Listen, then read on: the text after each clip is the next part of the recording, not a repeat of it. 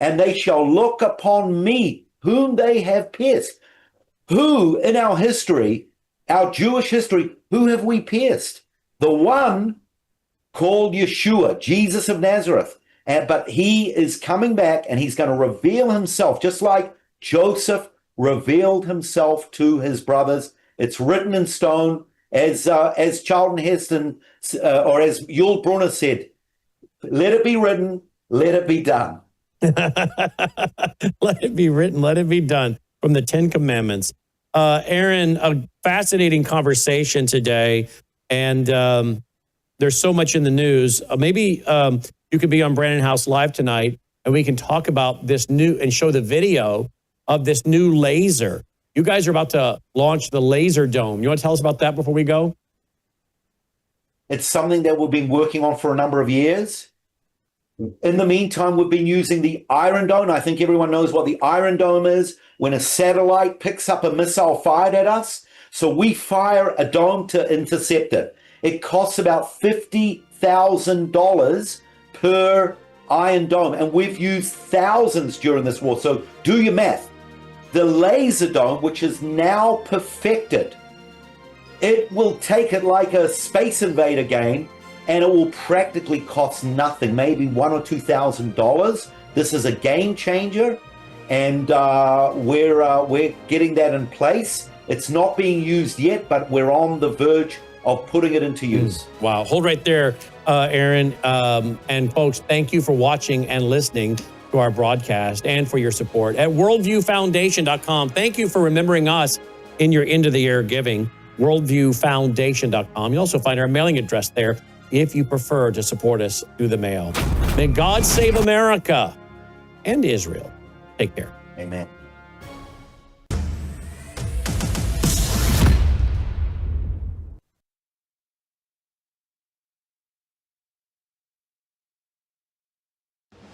Colonel Rob Maness has a lifelong record of providing dedicated service to this nation. Having worked his way up from the enlisted ranks to full colonel, he served our country for more than 32 years. He has served as a bomber squadron commander, bomb disposal technician, Joint Chiefs of Staff Operations Officer, assisted the National Security Team with the campaign plan for the global war on terrorism. He authored the first theater nuclear war plan and served as the Vice Commander of America's largest airborne intelligence wing. Colonel Rob Maness is a true American hero.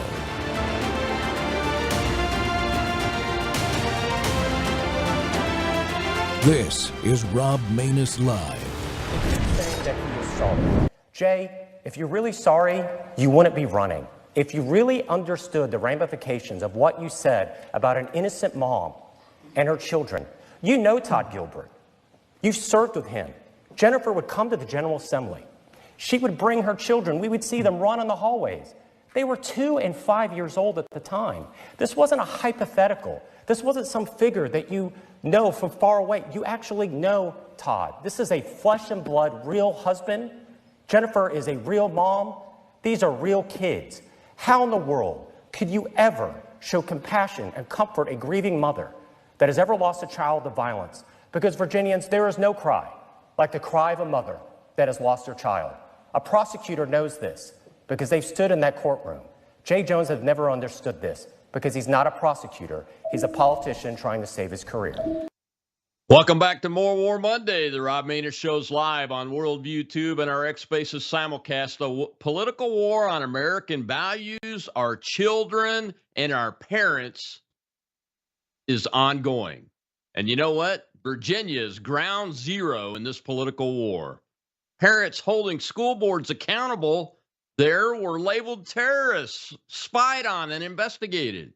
Parents fighting against boys being allowed to be in girls' locker rooms that led to multiple rapes were even arrested and prosecuted there. And now Attorney General candidate Jay Jones is exposed. You saw it right there. He's exposed for saying he wants to see his opponent's family, including his 2 small children, murdered as part of the political process. And he hasn't even been called on to drop out of the race by senior Democrat elected officials. I believe the root of all this lunacy is our government-run public school systems. And that's why I've long advocated for funding students over systems, and why I'm engaging right here in my new home state, Mississippi, to help further that cause and provide more education freedom for our parents and our students. Well, my guest today is the leader of our movement, especially among us parents. To get this mission accomplished nationally, I'm pleased to have Dr. Corey DeAngelis on as my guest today. First time he's been on the show. Corey is a senior fellow at the American Culture Project and a visiting fellow at the American Institute for Economic Research. He's been labeled the school choice evangelist and called, quote, the most effective school choice advocate since Milton Friedman. He's a regular on Fox News and frequently appears in the Wall Street Journal. DeAngelis also the executive director at Educational Freedom Institute, a senior fellow at Reason Foundation, an adjunct scholar at Cato Institute, and a board member at the Liberty Justice Center. And he holds a PhD in education policy from the University of Arkansas. We'll forgive him that, us Mississippi and LSU and Alabama fans. He's the author of The Parent Revolution, Rescuing Your Kids from the Radicals Ruining Our Schools. And if you haven't read that book, folks, you better get a copy of it. Corey, welcome to the Rob Maness Show, sir. Hey, Rod, thanks for having me. Hey, I appreciate you coming on. I appreciate you having the time. I feel like I know you, but we've never actually met in person before. But I've always supported your effort because you are the one American on social media that is everywhere when it comes to school choice policy and advocacy. But it's your mission has gone beyond even public schools and school choice and education freedom because of what we're seeing in our society now. This thing with Jay Jones, the Democrat nominee for Attorney General in Virginia, just blows my mind. Yeah, and it really highlights how it really shows how the teachers union is nothing more than an arm of the Democrat Party. We already followed the money, and we saw that Randy Weingarten's union, Becky Pringle's unions at the national level funnel about 99% of their campaign contributions to Democrats. But now we're seeing this fall out of Jay Two Bullets Jones in Virginia running for Attorney General. He should drop out. I mean, the Fraternal Order of Police has called on him to drop out. Jason Miar is the incumbent Attorney General there in Virginia, basically went scorched earth and forced him into retirement. I'd say it's amazing that he's still going on, Jay Jones, but the Virginia Education Association is still backing him. I mean, they could have made the argument before that they didn't know about these text messages, but once they've been called out about it publicly, they have turned off replies on their Twitter account, their X account. They've blocked me on there. I emailed them about 5 times. They have blocked me from all of their email accounts, not even just their general one, but all of their individual members automatically block my emails now. So it just really goes to show you that these so-called educational institutions are really more just political advocacy groups, and they have no form of accountability whatsoever. I mean, the public wants to know about this. Virginia parents want to know why the people responsible for educating kids are promoting a guy who wishes death upon children just because they happen to be his political opponents. He called for not just, he didn't just fantasize about shooting his political opponent, the former Speaker of the Virginia House. He wished death upon his children. And because he said, according to those text messages and the reporting, that he just wanted that guy his political opponent to change his views. And he thought that if his wife could see her children die in her arms, that maybe then he would change. I mean, that is some sick, demented stuff. And for the teachers union to continue backing him, it just goes to show you we need school choice. Jay Jones should drop out. But we should defund the Virginia Education Association, and teachers who are not on board with this, is incumbent upon them to hold a union accountable to pull their dues. Stop funding these monsters that don't represent your views. You can now get alternative insurance from the Teacher Freedom Alliance for free. Donors are covering the cost. So there's no excuse. If you're a conservative teacher in Virginia and you see that this is just disgusting rhetoric, even if you're a Democrat, I mean, how could your union go forward and endorse a guy who wishes death upon children? You're the teachers union. What are you doing here? Pull your funding, get alternative insurance from Teacher Freedom Alliance, and have a clear conscience.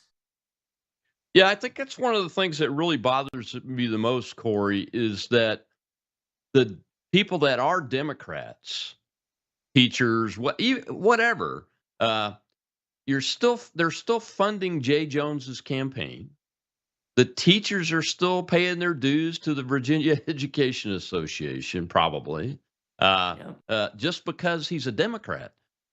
Where have we gotten in this nation? I mean, this is just it's not small, but this is a piece of the bigger picture that I want to try to paint here today, that just makes it even more important that we follow the money, do things like follow the money, like you talked about. I mean, do the teachers associations, the unions, do they get public funding? Well, indirectly. So the government school system is funded by taxpayer money to the tune of about $1 trillion a year nationwide, $20,000 a kid per year in the government school system. And that money is basically extorted from teachers to pay for these dues, because the district officials, the union officials, get them into these back rooms and basically tell them that if you don't pay your union dues, you're going to get sued and you're going to be in big trouble. And so they kind of twist the arm, put their thumbs on the scale. It's a form of Stockholm syndrome. They take these teachers hostage, and the teachers don't know any better. You know, they just want to get into their role and do their job. They want to sign the paperwork and get on with it. But now there's no excuse for that. We're trying to educate the American public, specifically teachers. You don't have to fund these monsters anymore. And in fact, if they coerce you to do so, that is a violation of your First Amendment rights, because you can't be forced as a public employee to pay for your political opponents. It's as simple as that. It's a First Amendment violation. We won at the Supreme Court in a case called the Maness decision back in 2018. So teachers need to opt out en masse. This is how you get people like Randy Weingarten to change their tune. And Rob, I will say this problem, this rot, does start in the government schools. I mean, why do you think Zohran Mamdani's in first place in New York City right now? He's a socialist. Well, you have kids, millions of kids a year in America going through the government school system for 13 hours a day, for 7 hours of their day, for 13 years of their lives. And they're learning that big government's the solution to all their problems. Of course, they're going to go vote for Zohran Mamdani, but we got to strike at the root. Conservatives can't just have more kids to fight back. The radical left has figured out that they can infiltrate the government school system. They don't even have to have their own kids anymore, and they can shape the direction of our country by using this brainwashing tool that authoritarians have seen time and time again throughout history. I mean, Lenin was credited with, quoted as saying that if you give us a child for 4 years, he will forever be a Bolshevik. So the authoritarians throughout history have seen that centralized control of the school system can mold the minds of future generations to keep themselves in power. And look, this starts at the very top with Randy Weingarten. She's promoting her book right now, calling conservatives fascist. You have people right now celebrating Charlie Kirk's assassination. Most of the time when I expose them on social media, they happen to be tied to the school system, either teachers. There's one in Chicago right now who was mocking the death of Charlie Kirk at their No Kings protest yesterday in Chicago. She's an elementary school teacher making over $100,000 a year in Chicago public schools. So don't tell me that the teachers are underpaid when it comes to these unionized districts where they have no accountability. But I mean, the rot has gotten so bad, Rob. I think you need to free families with school choice. We need to free teachers who aren't on board with this. And I think once enough of them leave, the union bosses will have to scratch their head and say, one, we don't have enough money to pay for politics anymore. And two, well, maybe if we start to focus on member benefits and education and not indoctrination, well, then maybe we won't lose as much money. And so you need competition. You need people to be able to vote with their feet, not just parents, but teachers too. And one last thing I'll say is that the NEA, which is the national organization of the Virginia Education Association. It happens to be the largest labor union in the country. They passed resolutions at their annual meeting this year that had everything to do with politics, read more like a declaration of war on the Trump administration than anything else, had nothing to do with education. And in one resolution, they spent thousands of dollars and they passed it to call President Trump a fascist.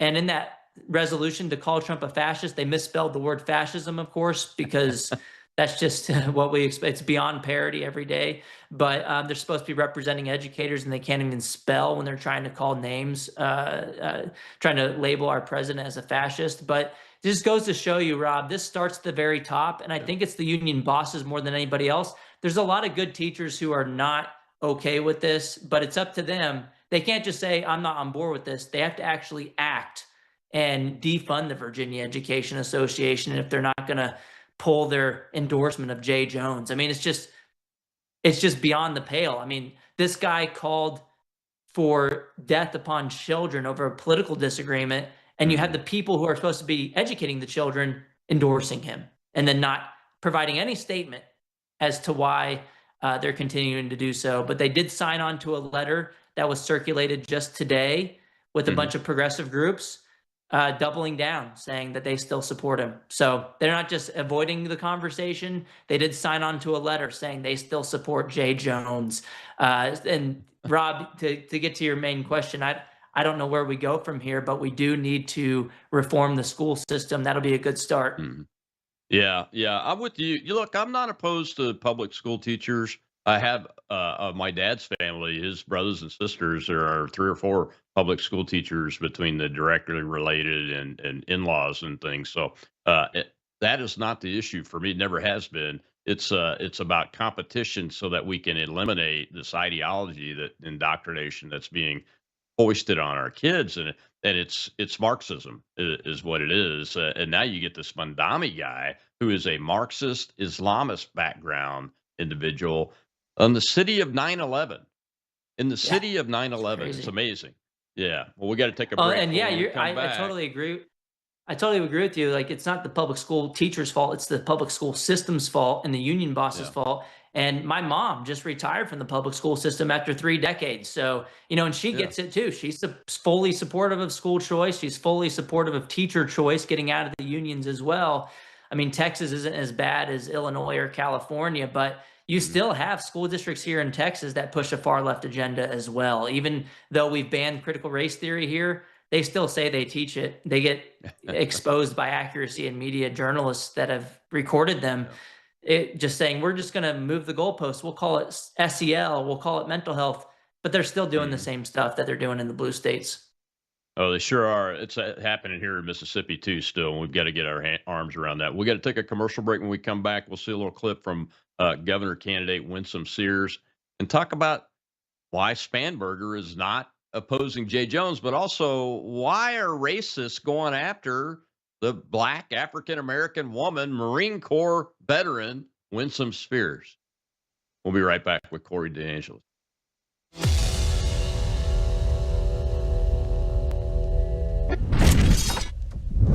You woke up with a sore throat and a low-grade fever. You know you are getting sick, so here's your choices. You can get sicker and miss work. Try to see a doctor this week, or sit hours in a crowded waiting room at urgent care. I have a smarter option for you. Open your medical emergency kit. Match your symptoms to doctor-recommended prescription in your booklet and take the right meds now and get well faster. This is not a first aid kit. It's like having an urgent care in your home. It includes doctor-prescribed medications to treat over 39 medical issues like respiratory infections, strep throat, pneumonia, UTIs, and more. No waiting to see the doctor and no standing in line at the pharmacy. It's right here.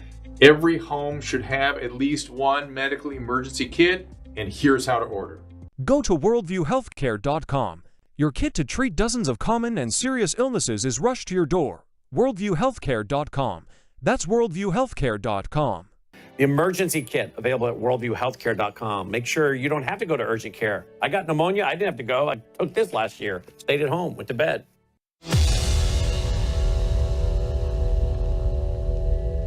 I don't understand why you just can't come forward and say he needs to go. I mean, we're talking about murder. We're talking about someone's life being taken from them. Have you nothing to say about that? Are you not going to address it? Really, you can't go any further. You're a governor. You're supposed to stand up for all the people. Are you saying political murder is all right? Welcome back to the Rob Maness Show. It's More War Monday. It breaks my heart to have to put the war on American values, our kids, our parents, and our society on More War Monday, but we really are in a war, and the other side is starting to go kinetic. That's a military guy's term for we're starting to see violence repetitively and in larger and larger numbers. It seems like every day something else happens. And we've got to stop that. And the core of this whole effort is the public school system. My guest today is Corey DeAngelis, who is known as the school choice evangelist.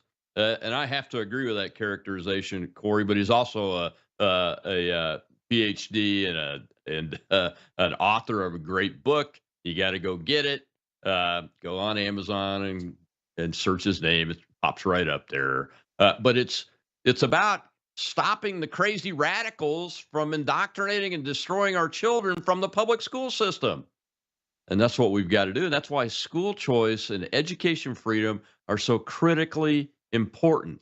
That was Winsome Sears, Marine Corps veteran, Republican candidate for governor of Virginia, the current lieutenant governor, talking to Abigail Spanberger, her Democrat opponent, who is a former CIA employee, now Congresswoman.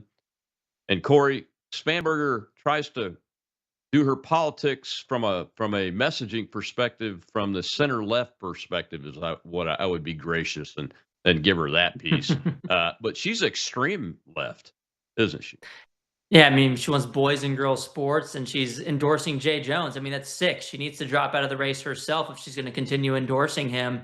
And I mean, when I saw that clip that you showed a second ago, Rob, of Winsome Sears repetitively asking her, like, you're really just not going to say anything about this? I mean, you're endorsing a guy who wished death upon children, and you can't just say that you condemn this and that you're not going to support him. I mean, Abigail's response to the moderator was basically that, well, the voters are going to decide. Yeah, well, the voters can decide, but yeah, he can still stay on the ballot, but you don't have to endorse him, right? So you're putting your thumb on the scale and trying to get the voters to vote for him. So it's not just the voters getting to decide. If the voters are just getting to decide, you take your endorsement off and then let the voters do what they're going to do, regardless of where you stand on the matter.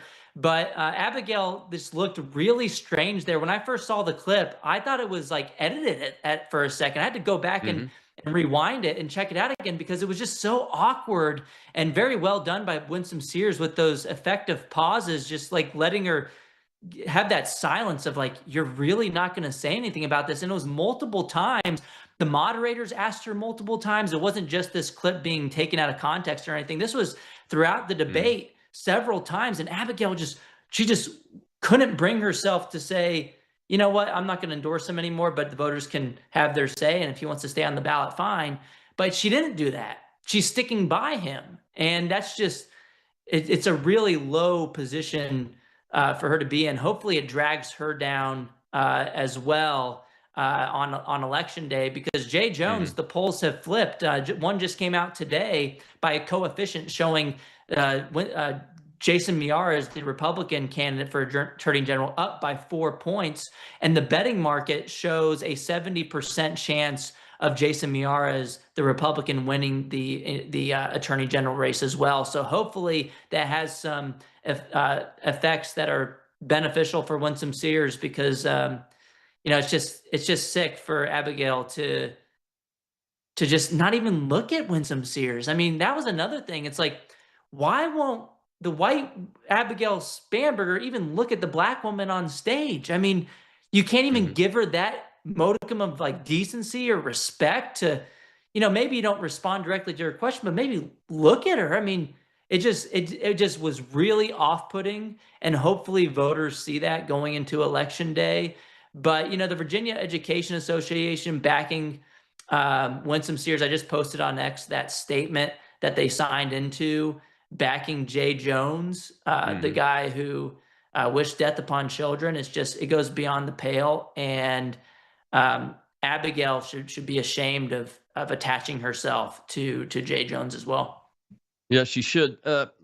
You're following this race very closely. I have been too in the polling. I'm glad you brought up the polling. Yeah, Mayoris is really flipped and is getting more and more momentum. But Sears seems to be. I won't call it struggling, but the number. I mean, Spanberger shows ahead 5 to 7 points pretty consistently. What's going on there? And is there anything that the grassroots folks can get out there and help them do? I mean, the race has tightened for the governor's race, so there's that. But yeah, it's hard to have a crystal ball to see exactly what's going on.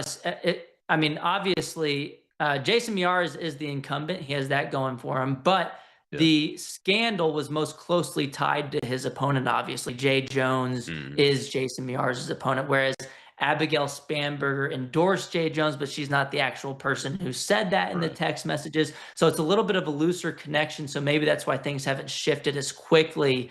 But I think post-debate, we're going to see the momentum continuing in Winsome's direction, especially after, I mean, there was another kind of viral piece of that debate where Winsome Sears was pressing Abigail on her position of having men going to girls' private spaces. And Abigail, again, she just sat there frozen. She went into this word salad response, and she did this with the media after the debate as well, and was just basically just like Kamala Harris, basically just saying a whole bunch of nothing, just going around in circles. And it's like, do you support boys and girls sports or not? And she just couldn't answer that during the debate. She basically indirectly responded by saying, well, we're going to leave it up to the local teachers unions in the area to figure that out. I'm not going to weigh in because she knows that the teachers unions have a lot of sway at the district level. And basically that's going to be the policy that is applied. That's why during the debate, they talked about Governor Youngkin doing an executive order saying, you know, we got to uphold Title IX. We got to protect women's spaces based on biological sex, not on made up gender identities. And so Abigail Spanberger has basically said this a roundabout way of saying that she does support boys and girls sports by saying we're going to leave it up to the teachers unions in the area. So of course they're going to inflict their lefty politics on young women and young girls. You know, what's one of the things that's really disgusting is, by the way, Lieutenant Governor Sears, I mean, she was masterfully delivered those lines. And I have to agree with you when you said that she just did it in such a way that wasn't yelling, just like asking the question. And it was very awkward. It was like, wouldn't even look. Abigail's not going to respond. Won't even look at her. And that gets into the rest of the stuff. You know, there's a clip online of Ms. Sears being yelled at a university baseball game by some white guy a few rows up, telling her to go back to Haiti. Talk about a racist attack there in public. And you saw the Democrat. There was a Democrat county party or something in Virginia that had posted a racist picture depicting Winsome of being like a loud black woman or something. And they deleted it after massive pushback. And they issued a statement basically saying, well, we deleted it because some people perceived it to have racist undertones.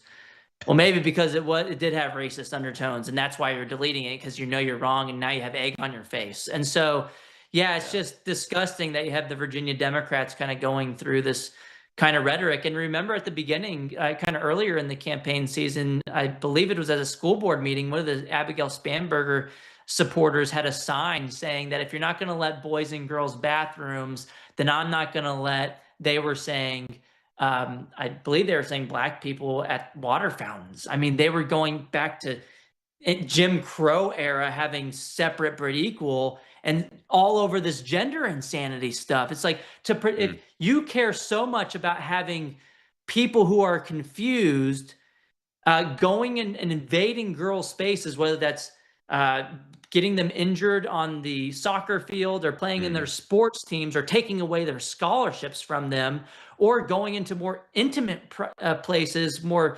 where you know, in locker rooms or bathrooms where there could be real big problems, like you mentioned earlier, that happened in Virginia in the past.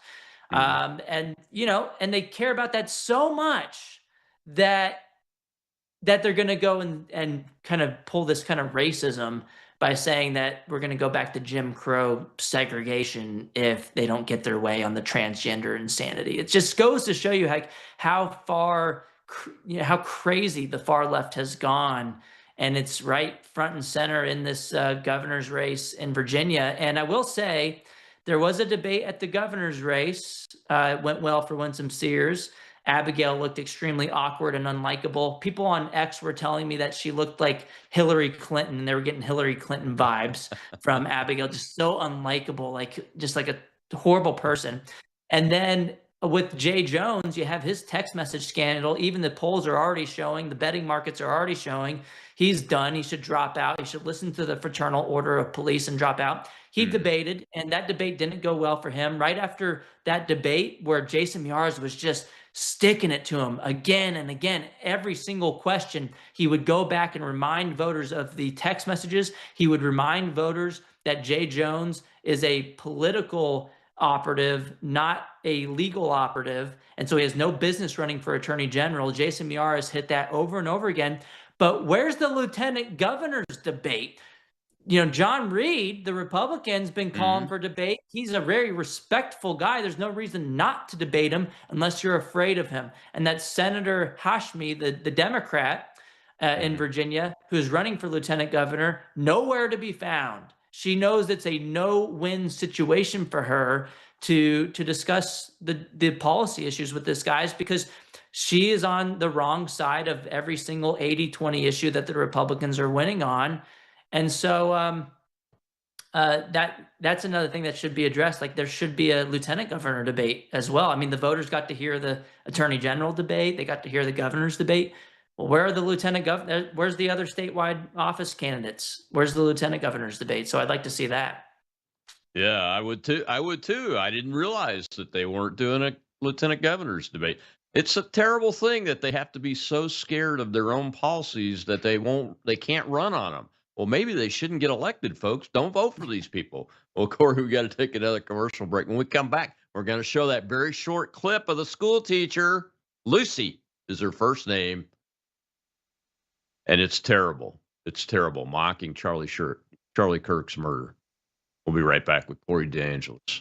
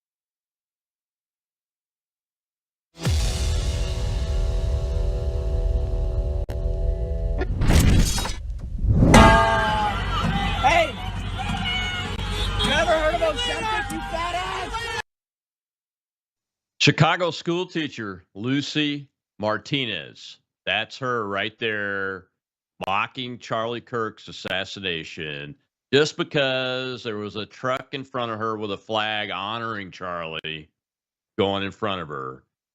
So she gets riled up, but she's a public school teacher. Nathan Hale Elementary in Chicago, folks. Nathan Hale Elementary. And my guest today is Corey DeAngelis, the school choice evangelist, and much, much, much more. Corey, you mentioned her, Lucy, in the previous segment, and that she makes $100,000 a year. Oh my gosh.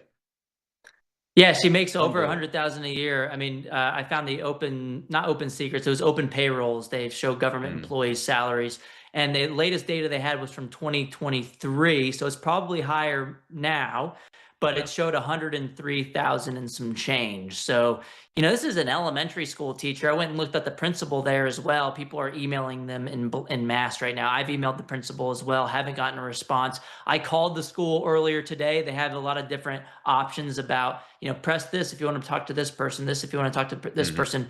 I tried them all. It goes to a full voicemail box on every single one. So they're getting a lot of inbound negative feedback right now. And some people like me, I just wanted to call to get a statement. Like, what is your statement? Because they haven't said anything publicly about it. But you see this woman, of course, she's a member of the freaking Chicago public school system, where they have 55 public schools with not a single kid proficient in math, despite them spending $30,000 in taxpayer money per student per year. These are failure factories in Chicago, and it shouldn't be surprised us when you have people like this who are in control of trying to teach kids. I bet you she's injecting that politics into the classroom. She's probably not teaching the basics. I believe she's a STEM teacher, so she's supposed to be focused on the hard sciences, math and science, but I bet you she's failing at her job doing that. If she's going and protesting in these No Kings protests, which were backed by Randy Weingarten's American Federation of Teachers, by the way,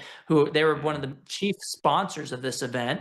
I found another video today that someone had replied to me that they had found on her husband's Facebook account. He was live streaming the event. And what it shows is the angle that the husband was recording from right behind the teacher. And so we have both angles.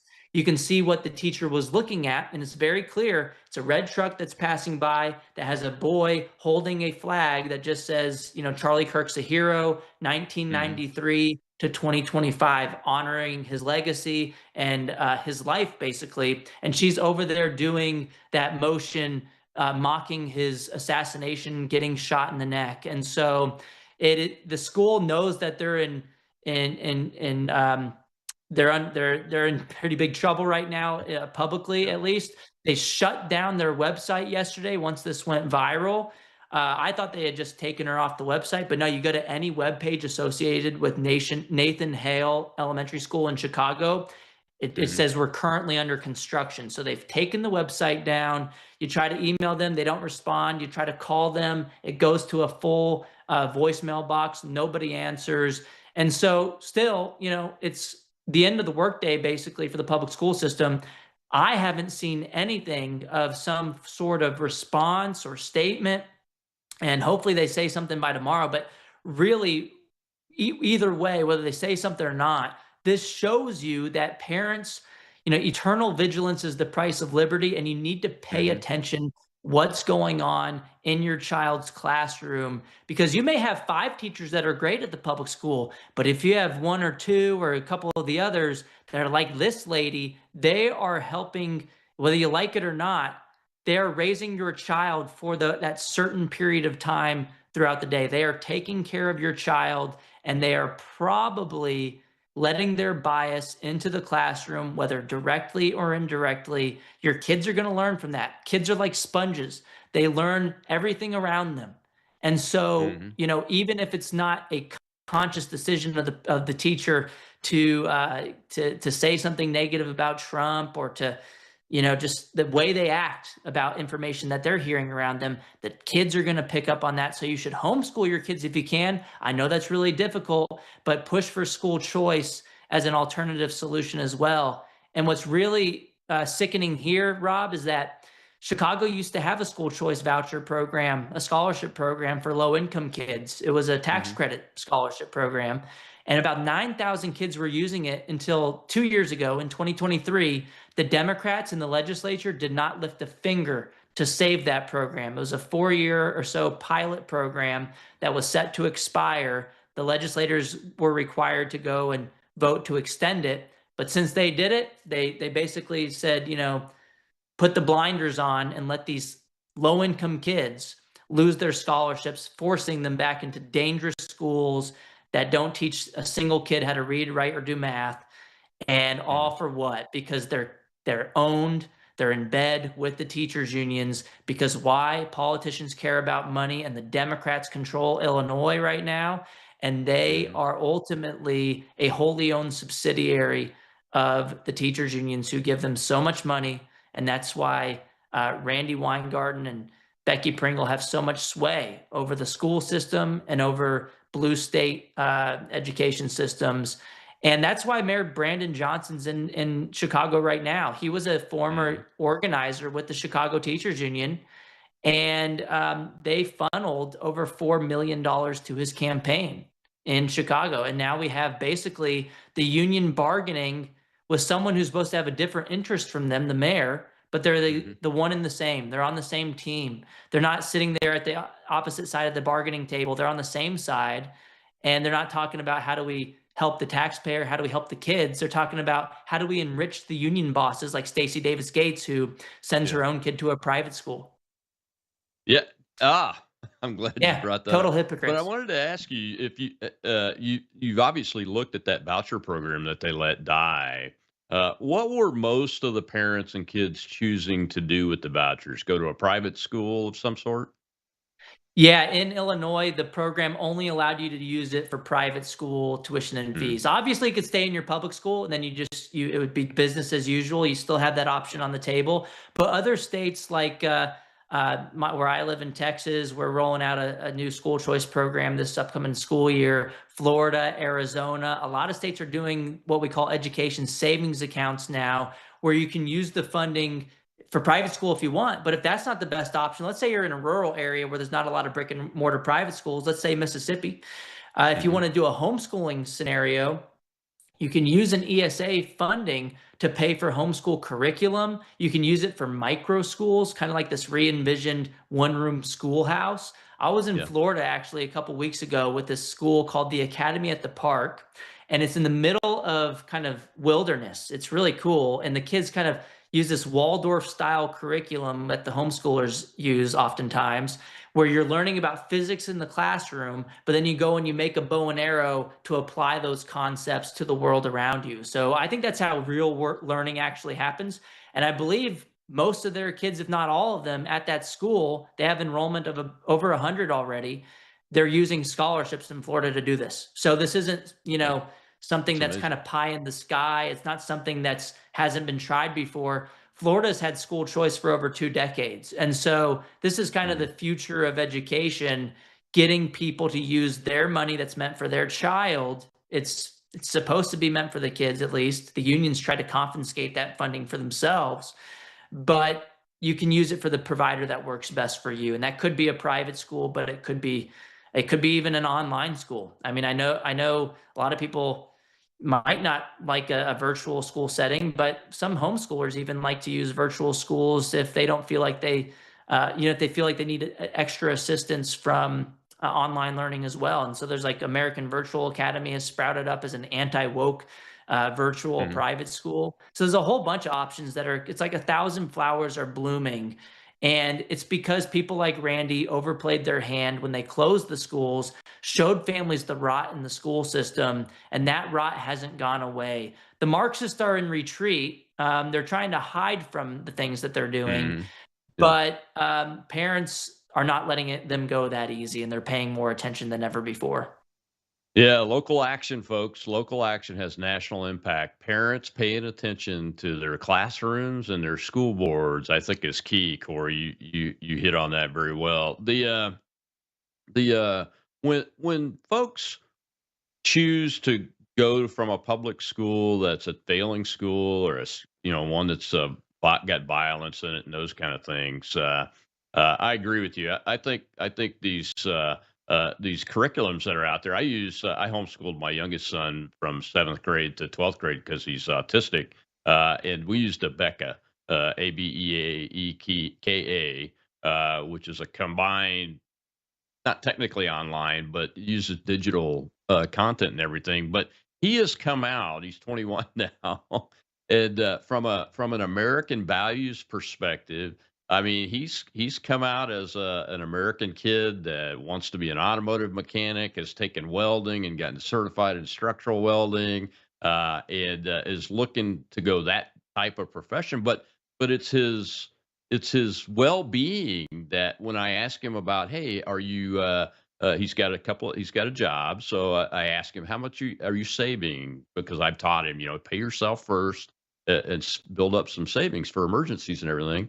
And we were talking about the government shutdown and how it's impacting his brother's small family, who works as a civilian for the Air Force, and is furloughed right now. And my son said, well, Dad, I've got so much money in the savings account. If it were to happen to me, I would be okay. And that's the way he's been ever since he graduated from high school. When I would have these little discussions with him about simple things like jobs, financing, and everything. It's a very basic American focus on save, work hard, don't buy into the craziness. And now he's going to be looking at, starting a family here soon, I'm sure. There you go. And that's the ultimate goal, right? Charlie Kirk said it best: get married, have children, pursue the eternal, seek pure joy, and pass down your values. And, I'm trying to do that with my own family as well. We're discussing baby number 2, hopefully soon. And the school system and its over-reliance of focusing on test scores, which it's important as kind of an indicator of academic quality, especially if you're trapped there and you can't go somewhere else. But parents are choosing schools for a whole bunch of reasons. In fact, Florida, before they went universal on school choice, kind of opening the floodgates for everyone, they used to have a program called the Hope Scholarship, which was, if you were assigned to a school where you were being bullied each day and it was just a huge problem. I mean, the school could be an A-rated school, but it might not be the right fit for you. And so you could get a voucher to go somewhere else. And so that's not necessary in Florida anymore, because you can choose an alternative for whatever reason. Whereas in the past, they were kind of income targeted. And then also they'd have for special needs kids, they'd have it for all these different groups. And one of the groups was, if you were being bullied, you can go somewhere else. But that really highlights that choice is important, not just for improving academic outcomes, but for getting kids into a safer institution. And not going to a place where they just push that, left-wing ideology. Vodi Bakum recently passed away, and I'm so sad to hear about that. But there was a viral clip of him that was going around the day that he passed away, where he said that, one day you're going to hear a rumor that Vodi Bakum is no more. But don't believe it. Don't believe it, he said, because he's with his Lord and Savior, Jesus Christ. Yep. And one of his best quotes, though, was that we cannot continue to send our children to Caesar for their education and be surprised when they come home as Romans. And that just really gets to the heart of the debate right now more than anything else, I think, because there are people who get into the school system who want to raise your kids for you with their worldview and their values. And that goes against everything that you're trying to do in the household. And that could push them into these institutions of higher indoctrination that we call universities, where they're strapping kids with debt, not giving them any skills, and just turning them into Democrat Marxist foot soldiers. And, that's not going to be really beneficial on a job application to employers. That's not a skill. It's turning these kids into lifelong activists and protesters, people that go out into the streets for these No Kings protests that are aligned with the teachers unions. But we need alternative pathways. We need trade school. We need, if academia is right for you, if you want to go, look, and I'm one to talk, right? I did PhD. I went all the way through. I thought I was going to go into academia, but I could have probably done better if I did an alternative pathway where I could get on the job training sooner, become an activist for school choice even sooner, start to write sooner. Because, most of these degrees are just a credential treadmill where you're just getting a piece of paper. It's not actual skills that you're attaining for the vast majority of the time. And, along the way, while you're not getting skills, you have forces and powers at B in that system trying to sway your political persuasions. It didn't work on me, but I'm kind of an exception to the rule, I believe. And I thought I was going to go and be a professor, but I started to see really quick that, hey, everybody around me disagrees with me, and they don't really want to publish what I'm writing, because in one of my peer reviews, I'll just give you a little secret, Rob, that I had a study, my first one, found that school choice reduced crime in Milwaukee. Long-term data until the kids were about 20 or 30 years old. And we found a reduction in crime associated with school choice.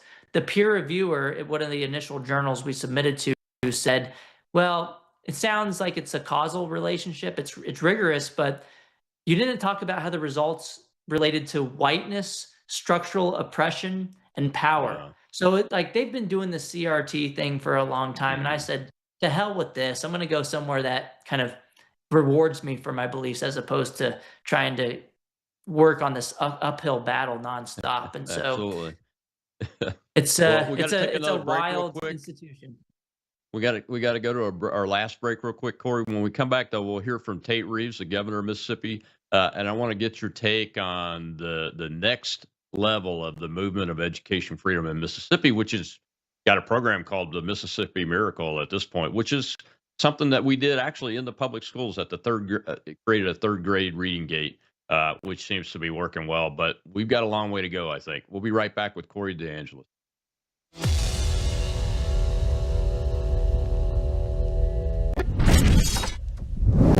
News is moving faster than ever, and so are we.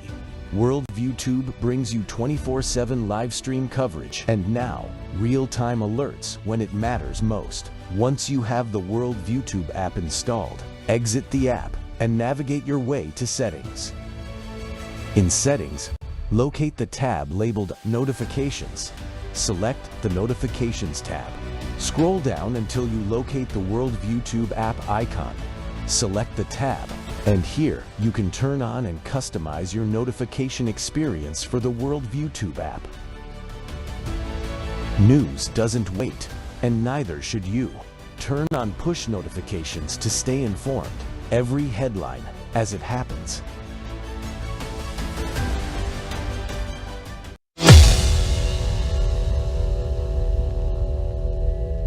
We should fund students, not systems. We should trust our parents, not bureaucrats, and we should embrace education freedom.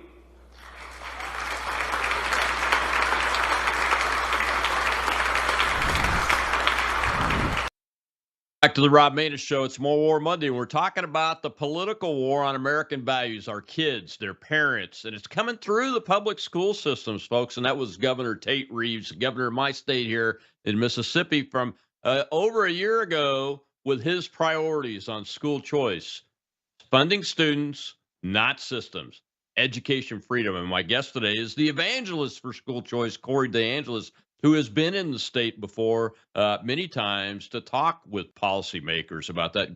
And Corey, Speaker of the House, Jason White's he's reprioritized school choice again this legislative session that's coming up, and I'm excited about it. And I know you've been looking closely at this process and policy development that's happened here in the state of Mississippi. What can folks expect from a new perspective to see in Mississippi to make our system even better? Yeah, we need competition. We need the funding to follow the student, not the system.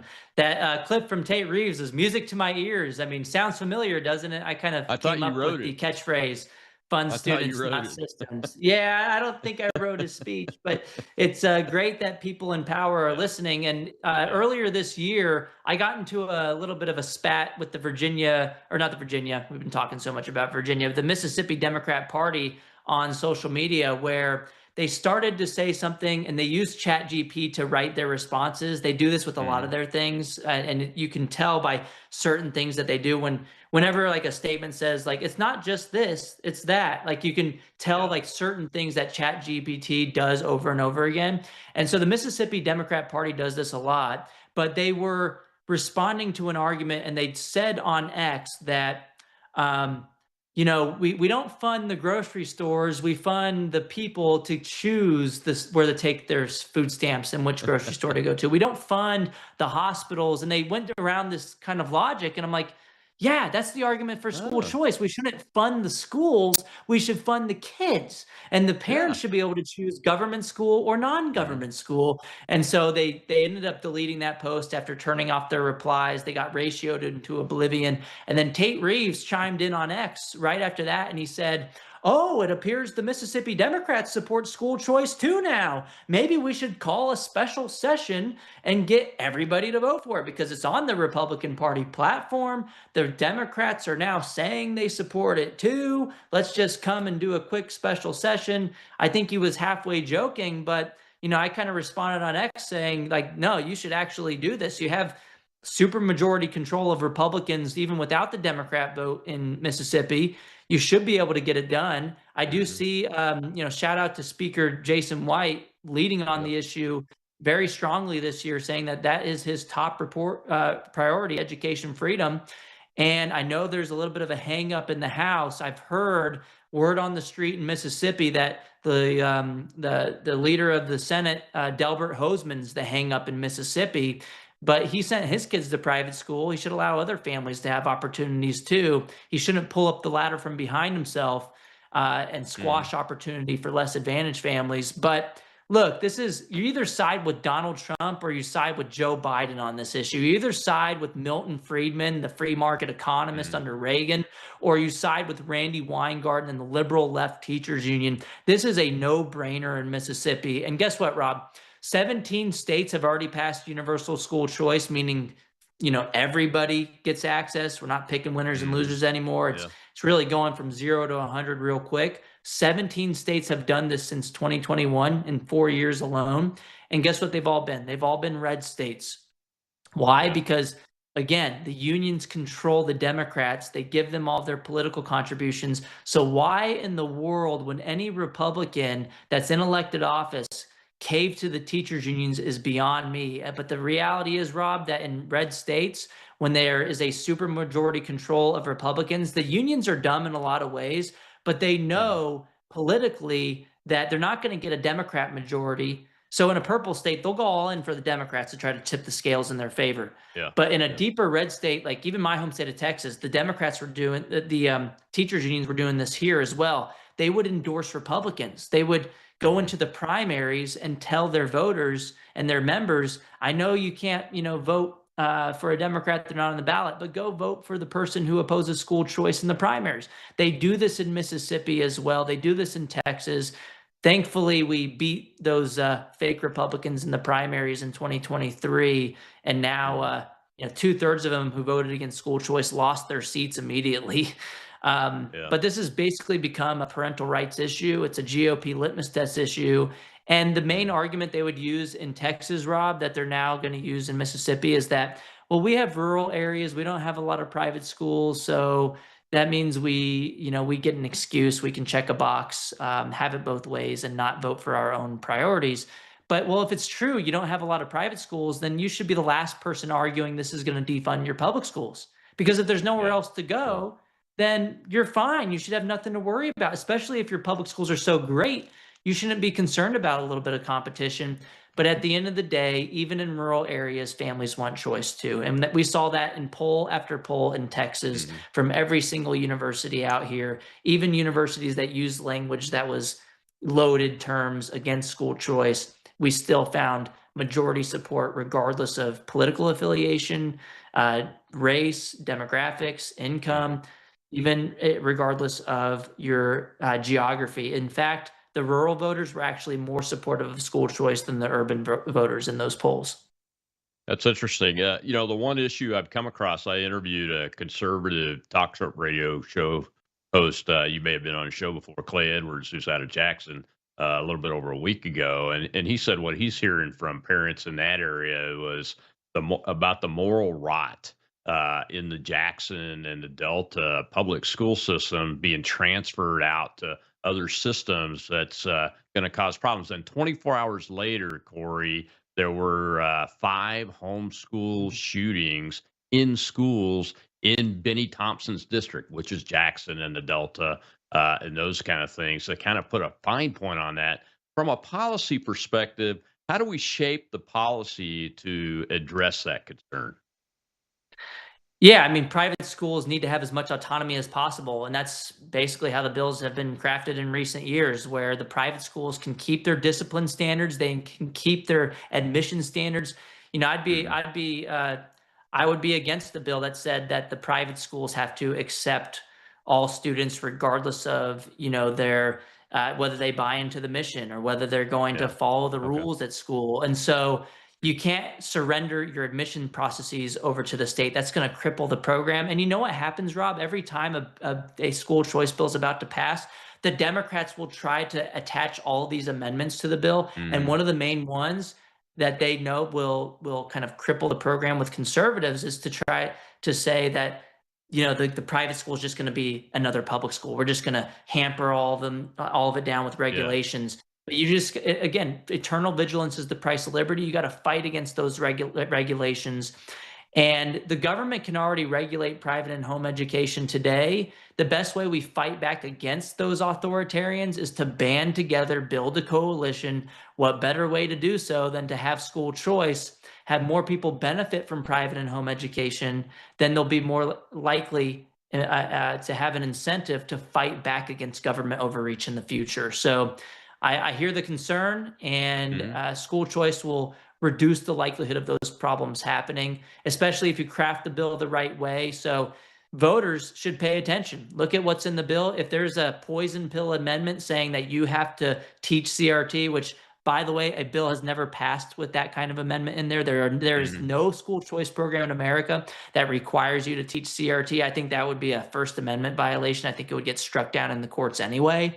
But the conservatives aren't dumb. They're not going to pass a bill that says, we have to put lefty politics into the private schools. So, but at the end of the day, parents need to be loud. They need to be clear about what they want, and they need to pay attention. And so I'll be reporting on these things throughout session. Hopefully there's a special session.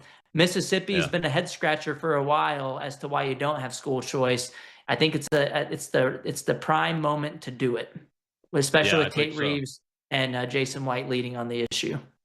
Yeah, I certainly would have liked to have had access to the tax dollars when I was paying for my son's curriculum. And I was in a good position. Right, but at least but you'll benefit from having a better country, right? Even if your kids aren't in this, it would have been great. But we got to take our country back, and there's just so many kids going through these schools being raised by people who are just like Randy Weingarten in some cases. Absolutely. Well, Corey, thank you very much for joining us today and spending so much time with us. We definitely appreciate it. Hope to see you when you come down here. Hopefully you'll get down here over the next few months as we go through this process here and get this thing passed. That's the plan. Hope to see you soon. All right, sir. Thank you very much. Tomorrow's Training Tuesday. We'll be talking to an expert on how to keep schools from tagging and labeling your child as something like ADHD permanently for life and causing all kinds of problems throughout their lives. We'll see you then on the Worldview Tube Network and the Rob Maness Show.